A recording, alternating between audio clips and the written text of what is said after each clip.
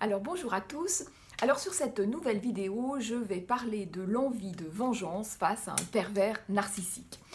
Vous avez, après moult tergiversations, enfin compris dans quoi vous étiez tombé. Vous avez enfin compris que vous étiez tombé dans un piège et que depuis le début, la personne qui est à vos côtés, que ce soit un homme, une femme, que ce soit dans une relation amicale ou amoureuse, eh bien vous avez enfin compris qu'il n'y a rien d'authentique là-dedans et que cette personne, depuis le début, vous utilise comme un objet, comme un jouet, et que son seul but, eh bien, c'est de vous piquer ce que vous êtes et ce que vous avez, et de progressivement vous entraîner dans le fond. C'est son unique but. Alors vous, eh bien, généralement, vous vous êtes pleinement investi dans cette relation, vous avez tout fait pour que ça fonctionne et ça ne fonctionne jamais parce que c'est une relation totalement pipée. Donc vous y avez laissé beaucoup, vous y avez laissé des plumes. Et quand vous réalisez le poteau rose, eh bien, vous vient une envie de vengeance très forte. Vous dites, c'est pas possible que cette personne s'en tire comme ça, donc je vais lui faire un sale coup, je vais la dénoncer dans tous ces groupes relationnels, je vais aller la dénoncer à son job, dans sa famille, je vais lui péter sa bagnole, je vais lui péter la gueule, enfin bon bref, vous vient comme ça des envies très fortes de vengeance et c'est tout à fait légitime. Et pourtant, je vous le déconseille fortement. Je vous le déconseille à plus d'un titre en fait. Je vous le déconseille parce que quand vous faites ça, mine de rien, vous continuez de répondre aux injonctions du pervers narcissique. Parce que la vengeance comme la haine, ça reste du lien. Donc lorsque vous faites ça, vous êtes encore en lien. Et puis, je vous rappelle que ce que veut le pervers narcissique, c'est vous piquer vos qualités et vous coller tous ses défauts. Et lorsque vous que vous essayez de faire un coup bas, mine de rien, eh bien, c'est ses trucs à lui. Vous vous dégradez quand vous faites ça, parce que ça n'est pas quelque chose qui vous appartient. C'est quelque chose qui appartient à cette personne. Donc là aussi, mine de rien, ça veut dire qu'elle a réussi à vous coller ce sale truc et que donc du coup ça vous dégrade, hein. Donc ça c'est pas une bonne idée. Et puis lorsque vous faites ça, eh bien vous êtes dans des émotions fortes, vous créez du conflit, et je vous rappelle que le pervers narcissique, qu'est-ce qu'il veut? Eh bien des émotions, du conflit, il adore ça, il se nourrit de ça. Donc lorsque vous faites ça, eh bien vous continuez à le nourrir. Donc ça n'est pas du tout une bonne idée. Et puis le dénoncer à des personnes, je vous rappelle que le pervers narcissique jouit généralement d'une excellente réputation, que tout le monde le voit comme une personne adorable, gentille, serviable, et donc on ne vous croira jamais. Et généralement, le travail de sape est déjà bien fait, donc la folle, l'hystérique, la mauvaise personne, eh bien c'est vous, et donc on ne vous croira pas, et ça risque de se retourner, et ça va d'ailleurs se retourner contre vous d'une façon ou d'une autre, et ça va être encore souffrant, hein. Le pervers narcissique, c'est le roi de la manipulation. Vous ne vous battez pas avec les mêmes armes, donc tout ce que si vous essayez de vous venger, ça vous reviendra dessus, et voilà, et ce sera douloureux.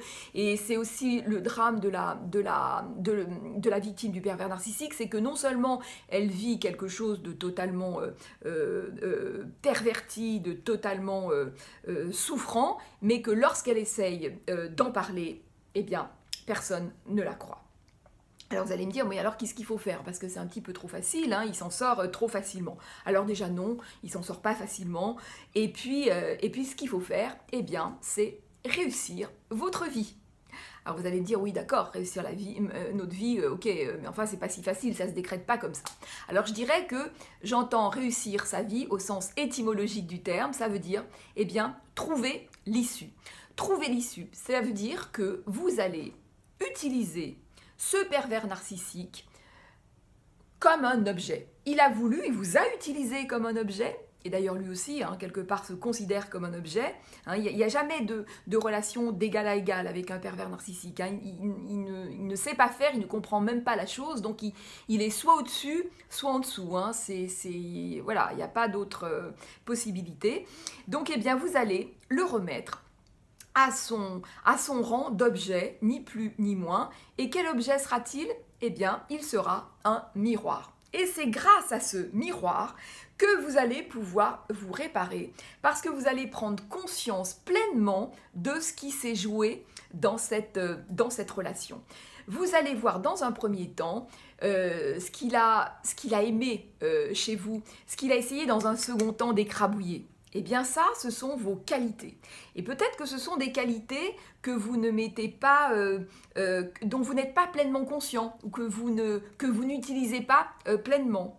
Et puis vous allez voir également, eh bien, sur quoi il a appuyé, qu'est-ce qui était particulièrement douloureux. Et ça va vous donner l'occasion de mettre ça vraiment en exergue et de pouvoir travailler dessus. Vous allez pouvoir également travailler sur votre blessure narcissique, parce que généralement, les victimes de pervers narcissiques ont une blessure narcissique. Hein. Parfois, on pense que tout ça, c'est guéri, et puis cette histoire nous montre eh bien, que non. C'était un peu enfoui, mais ce n'était pas vraiment guéri. Donc, c'est l'occasion de vraiment penser avec un grand A, de penser en fait toutes ces blessures. Et puis vous allez aussi regarder ce qui s'est joué, les scénarios qui se sont joués dans cette relation. Et ça, ce sont probablement des scénarios déjà connus que vous avez joués dans votre enfance. Donc là, eh bien, ça va être là aussi mis en évidence et vous allez pouvoir vraiment travailler là-dessus. C'est ça que ça permet.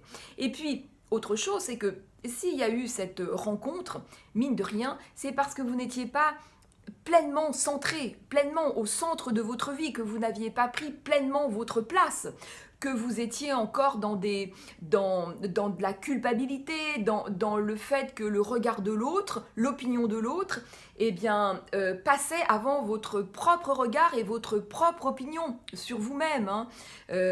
Donc c'est ça que ça dit. Donc, eh bien, c'est l'occasion de vraiment regarder les choses en face et de vous réparer et probablement de vous réparer définitivement. Hein.